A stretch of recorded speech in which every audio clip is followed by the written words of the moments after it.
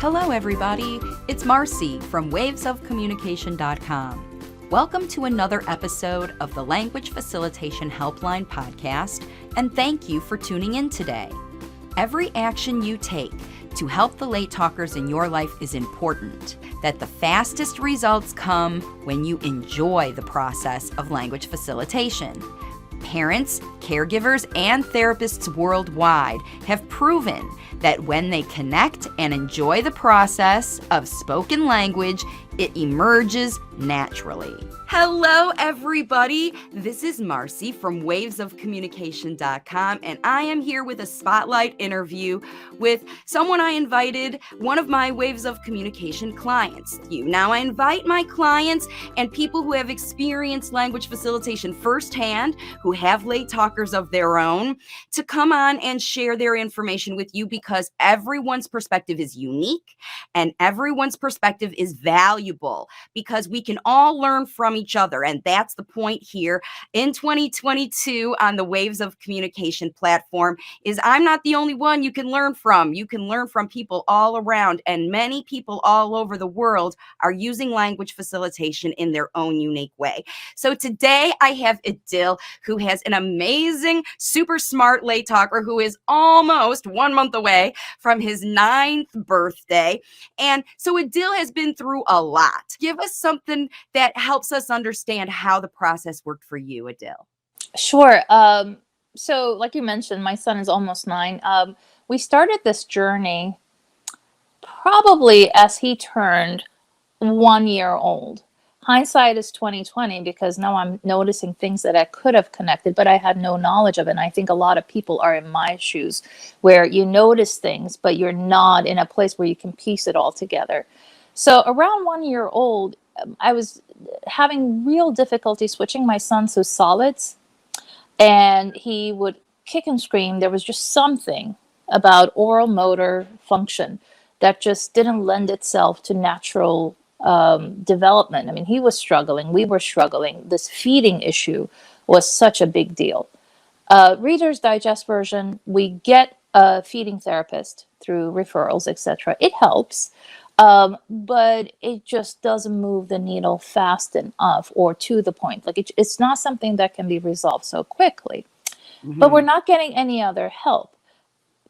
Meanwhile, another year passes by. We're again, I mean, nothing bad or out of the ordinary comes to mind. I was a difficult eater. So everybody's pinning it back to me saying, just like you. And we're getting feedback from his little program. He was going to this program 2 days a week just to socialize, that he's not talking the same way that other children are talking. And I said, well, he's a boy, and then we are a multicultural family. I grew up in a multicultural family. We speak multiple languages. So to further complicate the matter, we were speaking in 3 different languages consistently, 3 different language families. They were all distinct from one another. And 3 different bits of information coming at him. He's smart. He to this day, he can decipher between the 3, and he will say things in all those 3 languages appropriately in context. So he did learn. I wish I had stuck with those 3 languages. 3 years old, we get a diagnosis, and I apologize for the verbiage I'm going to use now from the autistic community because I'm becoming more and more conscientious of these decisions. Like I shouldn't be labeling my child. He should be saying it himself. But and I don't think autism is a diagnosis, or it's just it's just who he is and his way of being. So but for lack of a better term, at the time we got a diagnosis of autism. And I remember, and this was not an easy journey. We were very careful and thoughtful. We went to see a very credible pediatric professor with her own established practice. She did hours and hours of observation. Her staff, she herself reviewed 7 hours of videos. She listened to us intently. She was incredible.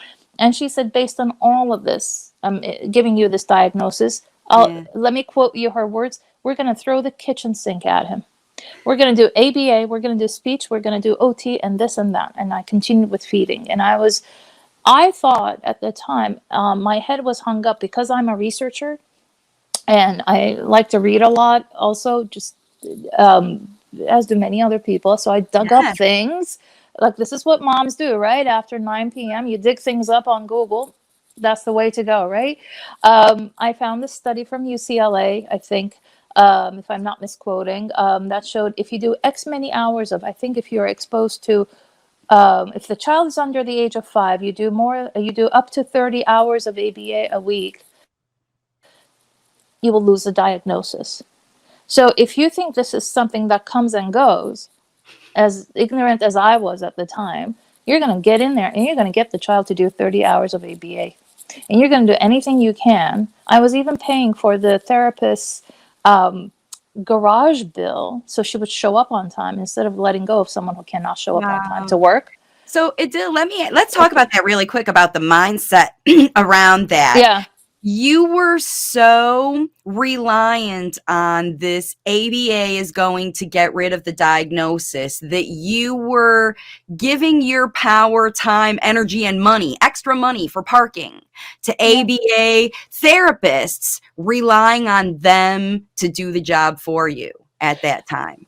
At that time, that's because if you view it as opposed to a Evidence. match, if you view it as a condition, as an illness that you're hearing it from a doctor, what do? You follow the doctor's orders. What I would encourage people to do is to look at their child, trust their instincts as parents, and also continue to look into more natural, holistic ways of helping the child learn life skills, learn academics, and move on. You would do that for your child anyhow. Well, maybe this child needs a different kind of support. That's fine, but it's not something that you shoo away. It's not something you suppress. It's something that you have to figure out just how to support in the best way possible. Now, Yeah. there's a lot of evidence that they show you from these other lines of work saying this works, this is how it works. Well, it works in general. If you dig into the surface of those studies, some of them are like on a sample of 10 people who don't even share any of the demographic or physiological characteristics that your child might show. So you really have to take it with a grain of salt. And if it doesn't work, just drop it. I think I really thought hard. Did I do wrong by my child by pounding all those therapies and then by pushing him into a mainstream school with a therapist on the side, further allowing him to be further othered, because he was the only one with this way Mm. of being in there. Maybe not the only one. Sorry, I take that back. But the only one going in with his therapist on the side and being pulled out for one-on-ones. So maybe a setting where he could have gotten more direct support would have been better. Maybe hindsight is 2020. But bottom line, there was a paradigm shift during the pandemic. I think more two ways. More practitioners came forward with more naturalistic ways of addressing late talking. I started finding more of these conversations online. Two, as parents, we got closer to the process because if the therapist is not coming home and you are the one administering those things via telehealth, be it school, be it ABA, speech, whatnot, OT, we were doing everything. We were doing our jobs, taking care of our family, and we were the educator, we were the therapist. So you kind of get a look under the hood and you start asking yourself, why are we doing this? Look, he's not responding to this. How is this helping? Etc., etc. And then the big red flag came from my husband. So now I'm very analytical. I'm a researcher. I'm science oriented. I like facts. Facts like calm me down. 1 + 1 = 2. Oh, there's nothing better in the world than that. My husband is an artist. You're seeing part of his painting up there. He's different. He's wired differently. And he was the one sitting with my son, our son, at the table to do ABA exercises and going nuts. Like, what is this? It just didn't fit the way he thought. Meanwhile, I'm pushing back on both of them, saying, you got to do this. This is like the same way, if the doctor says, take these meds, you take the meds. You don't argue. This is something that we have done for years. It works. He learns this way, etc. And then I came across your community, and I wanted to do more. So I joined hands with you, and we started seeing positive shifts because we always believed our son had more in him. Oh, than what was showing up in assessments and in the moment, like that moment of measurement, or in those interactions. I always felt a little sad and awkward when I saw a stranger pulling him back to the table, him crying. I'm like, what are we getting out of this? I'm imposing a tantrum on him. He's right to push back. He's in his own home comfort zone. He's playing a musical instrument. Yes, it's time to do the exercise, but you know what? Wouldn't it be better if he just played that song and then did something else and then maybe pointed at the picture, tapped it, and that said it was, if that's the way to go? So I was having all these doubts anyhow. And there were two critical moments, I think, in this journey, three critical moments in my journey. One was attending a conference where I had the opportunity to, as a parent, hear from Professor Elizabeth Torres of New Jersey Center of Excellence for Autism Research. They have a very long name, but Torres, Torres, Elizabeth Torres. She's phenomenal. She was the keynote speaker, and she got up and she explained how you have to address autism symptoms neurologically. She has a lab. She shows how much stress these kinds of exercises, like forced exercises, can force on the individual. And then she also, the aha for me was a sociology student of many years ago, showing what a business certain therapies had become. So they will provide the evidence to the venture capitalists. Like, the biggest data to me there wasn't the ABA data itself, but how much money was going from venture capitalists into ABA programs. Oh, really? Yeah. So it's evidence based. So so it's said, fine. You can present that to an insurance company. You can present that to a venture capitalist and get business going. Well, and even in your case, you, as a parent, you can present it to a parent who values those numbers like you do. Exactly. The You charts are my value the friends. approach. You value the approach. Yeah. Yeah, I mean, and I've been in these communities online, and I do hear from some parents like, it works for my child, and my child needs it, and that's fine. It works for their child. It just, one size doesn't fit all. And in our case, it got us to a certain point, but it wasn't yielding more. I am grateful for the people who walked in the door when he was 3 years old, and we desperately needed guidance, desperately needed support. And they were very good. They were very qualified. He learned from them. He flourished with them. That's fine. But after a certain while, you got to have the guts to sort of eliminate whatever is no longer yielding, whatever is no longer optimal. So we're at this point where he's 7-ish, and I knew he had more language in him, and it wasn't coming out. So I'm keeping what I hear from Dr. Torres in the back of my head. I keep researching. I come across your community, and we had an initial conversation, and I'm thinking, this is good. And I consulted with a close friend of mine who has a PhD in psychology. She practices as a clinical psychologist. She said, "Oh, this bodes so well with me as someone who advises parents and children up to age 13. This method really goes with my mindset." So that was, I mean, it's my personal connection, but that was also from an expert, a check. Another good friend of mine looked up evidence for natural language facilitation, and we found articles on National Institute of Health website. So we said, okay, this method works. And then I finally came into the community because I bought your book. That was very helpful. Got me to a next place. I did your online course. Great. Got me to the next place. And I kept talking about it to my husband and tried to get him into the fold. Then I had such bespoke, such unique questions, really. I needed more guidance, more structured guidance, more professional guidance to take myself to the next level as a facilitator. So that's when I decided to formally join the Waves of Communication. The other big, and this is the last breakthrough as a parent that I went through, was more recently. I don't know how Facebook, you know how it pulls up content. If you like this, you might also like this kind of thing. So I came across this other very similar community called Natural Language Acquisition Study Group. Great. Oh, I know how I came across it. Through both from Facebook, and it's on Facebook, and it's being run by a speech pathologist with close to 30 years of experience, and March Blanc. Marge Blanc, and then she has 15 years plus worth of data on natural language acquisition. And I saw a webinar she was where she was a guest through New Jersey Center of Excellence for Autism Research.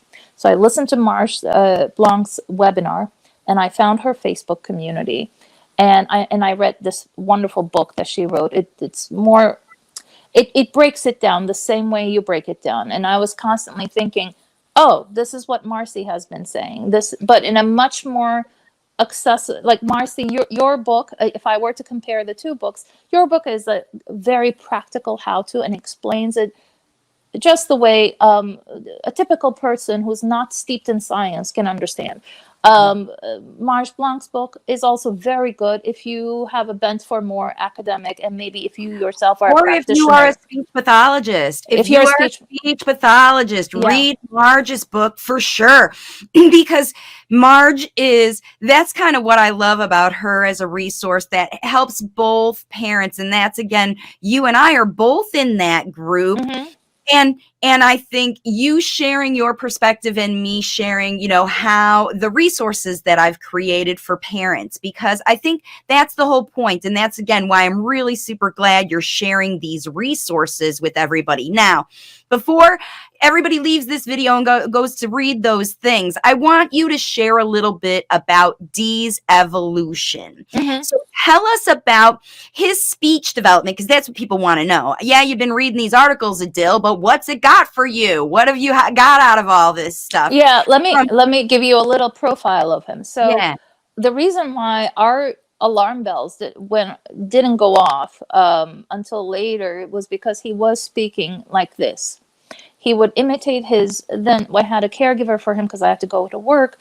She would always say, "Oh, good, good," like very encouraging and warm. So he would say at 10 months, "Good, good," and we thought it was funny. Just all talker. And then he would say other things here or there. And if we could decipher it, it would be like a whole freaking sentence, excuse my language. And then the speech therapist that came from the city program would dismiss it. I'm still mad about it, saying, oh, he's just scripting. Now, if you look into natural language acquisition, natural language facilitation, this is a jewel.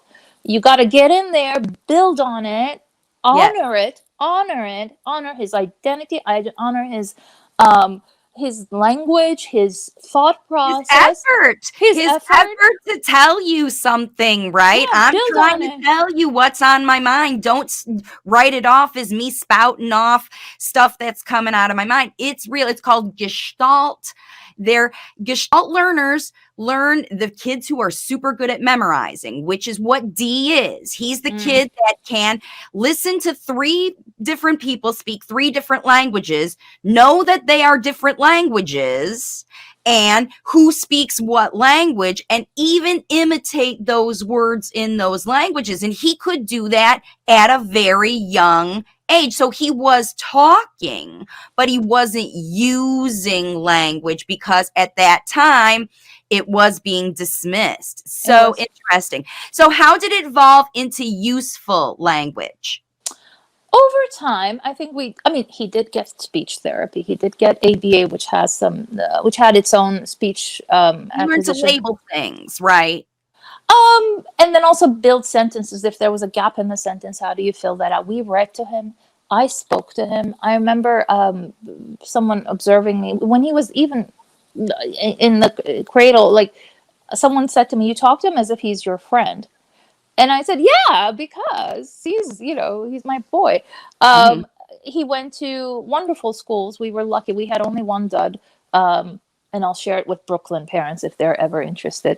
But he went to a wonderful school where he was embraced. Later, we found our current school when he turned 5 in New York. It's a big deal. He now goes to the children's school, wonderful community where they get it. They are gentle and they are supportive, and they have, they will never just show a picture and ask him to label. They will always show how it's written. They will use it in context. They have a wonderful method with thinking maps where you tell stories and then bring in characters and Oh, define an great. idea. So all of these different methods were supporting him. But it was the challenge was, it wasn't always coming out. Like, and he was, now in hindsight again, 2020, he was opening up to people he felt comfortable with, he felt close to, he trusted. His para, he gets a para at school from last year, and he get along famously. Like they're like best buds. They went to the circus together and stuff. Yeah.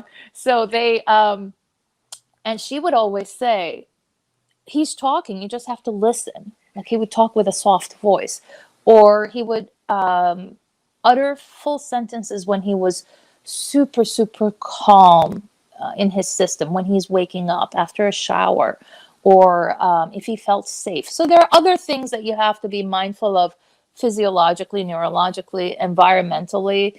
Right. And we were talking about how one of the things when you and I work together, I always share the blockages. That's why people start to work with me, is that, if you haven't found the blockages yourself, I can find them. And where it always just came back, because you're really good at finding physiological and environmental things, but in Dylan, his anxiety, surrounding even memories of some of those old times when he had to cry in school and things like that. You've really had to work on, with your environment, reassuring him that you have changed those things, that you've eliminated those things in order to earn his trust in these schools and get him to participate, right? That's why it's so important to find a school that equips and empowers your kid when you go there, because that's why you have a school, to do that in your absence, right? I mean, and we made mistakes along the way, but then, unintentionally. I'll give you an example. I separated from him during an evaluation, and he got very scared. So scared that he never, ever wants to go into a doctor's office. He never wants to be evaluated or judged. Fast forward, we have to go to the doctor. He has an earache. I'm going crazy. And it's so stressful as parents, like, to know that there will be a tantrum and another tantrum, and we're going to probably have to carry him into the doctor's room horizontally, that kind of thing. But thanks to all the natural language facilitation we were doing, and all the other things that we were using, I was doing a visual schedule. I was showing him where we're going to go, how it's going to look. As we're about to leave one day for the doctor's office, he goes, after me explaining 60 times, "Where are we going?" That, to me, I heard it, and he said it more beautifully. That to me said, okay, the child really needs precision and assurance. I said, we're going to the doctor. We will not be separated. All of us will go in with you. And then I did something later on, makes sense. I showed the doctor's address to him and the door number. He loves numbers, and I think he has hypercalculi. I'm not sure. I think probably mother's instinct. Could be, yeah. So now I found the formula. I show a map of where we're going, and then the door number and what the door will look like. We're fine. Anxiety and fear is gone. It's that bit of information that helps reassure, and knowing that he just taking the time to equipping him, it is also empowering him, right? Knowledge is power, right? But it's the thing. He helped me. He said, "Where are we going?" That's right. And see, all of those things you're learning are prompts for you. They're not in themselves. Another parent would be like, he must not have understood because I explained it 60 times. No, he was asking that question because he needed you to explain to him why. Assurance, safety. Yeah. And give me more information. Do it again. I know you did it 60 times. I needed 61. We're on the way out the door. The anxiety's higher. Give me 62. I need 63. I need 64. And because you're aware that he needs it And when, just like with language facilitation, just like he wants a drink of water, he communicates he wants a drink of water, you give it. He communicates he needs a little reassurance, sensory regulation, food ground up a little bit more, whatever he needs in very specific ways. In one way or another, he finds a way to communicate it to you. Exactly. And the lower the anxiety is, the clearer the communication is. Precisely. Every time. Precisely. And so your goal, in addition to talking all like crazy like you did when he was a kid, you know, where other parents, their kids are late talking because they didn't hear language and they got separated from their parents because they were finding it from devices or other places. It's all of this other physiological worry and trauma from previous therapy, all of that other stuff that builds up and just creates these layers and layers. And over time, it's just connection that you find out, oh, there's another layer. We'll work through that layer. Oh, here's another layer. We'll work through that layer. And it's through that connection that you find the layers, right? Right. And then your book, and this is the last turn that I took that really was helpful.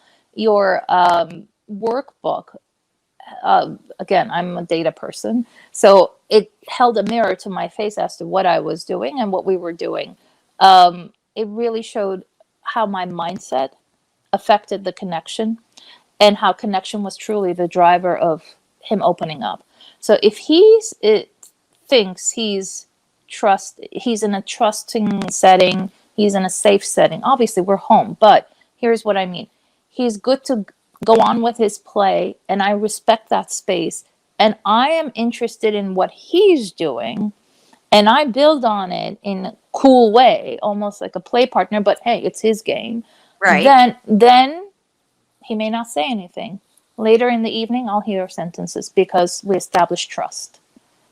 So again, it's a journey. We're working through it. But last week, and I didn't share this with you earlier, last week, I always miss him when he's in school. There was so much effort from him to speak that I found myself for the first time ever saying, oh, I miss talking to him, as opposed to I just miss him being around. Nice. So that's because it's feeling so good, and because it's really him. It's not that immediate reflection of what he just heard. It's really him coming home to share. And, you know, I think one of the things, too, that I encouraged you to do when he's working on something is really follow that fleeting change, because I have to hold it back. I have to hold my teacher self back a little bit. Like, as a parent, you want to teach and show and take him to the next level, especially if the child is like, you know, he's got more than what the IEP is telling and stuff like that. So I'm always like, type A mom. It's like, let's do more math. Let's do this. Let's do this other arts and crafts. It's going to be good for your speech. Got to drop it. Okay, he just wants to play with that snake for the next hour. All right, you know what won him over? I threaded his magnets over his snake and I shook them, and he was like, you're good. Yeah, look, you made my snake more cool. Yeah. It's my stuff with my stuff. You helped me combine my stuff to make another cool stuff. And now you're cool. And because, again, just like we talk about, what's valuable to my audience here? They want to hear what works for people. Your kiddos want to know what works for you. They want ideas that are going to work for them. That's something that he could take and play with in his own way and make up and expand. And you're not there going, I need to be involved. I need to be involved. He's like, thanks. I need a break from you. I'll come back when I need you. And he does come back, doesn't he? He does come back. I mean, authenticity, I think, is like one of the most tossed around words nowadays, in many different fields. But it's really about that authentic in the moment connection. And one thing I couldn't do, but I think it's okay. You always advise us to do at least 2 hours of natural language facilitation a day. I don't think I can do 2 hours back to back. But no, it never is like that. It's but always I can find the moments. Yeah, because one moment might be 5 seconds. Exactly. And then another moment might be 20 minutes. minutes, Yeah, oh, we yeah. got 20 minutes, but then you're like, those are few and far between. But what happens is the 5-minute ones add up to the point where your kiddo brings to you and a 5-second one turns into a Mm-hmm. 20-minute one, because it's not, I just need this to go. Because remember, they're kids at Mm-hmm. 9 years old. Not very many kids they're exploring what's out there. And then they want to come back and say, see what I learned, Mom, Mm-hmm. see what I learned when I visited the museum or the circus or the dinosaur or whatever. Mm-hmm. And then because you're like, wow, that is cool, let's learn more about it, I can share my knowledge or whatever. And he's like, no, I like my dinosaur. And you're like, okay, that's your level, that's your boundary. Because just like we draw boundaries with kids, we only want you to have exposure to, whatever tech time a day, an hour tech time a day.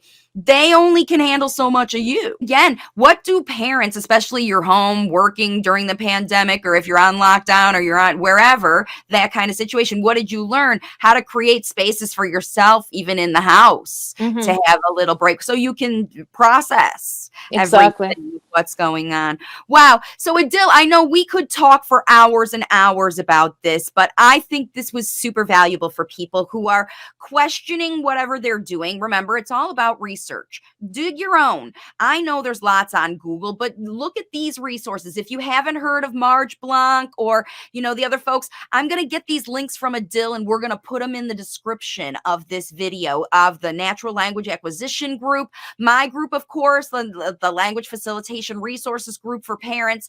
That's where you go. Connect with other parents, connect with other professionals that are doing natural language.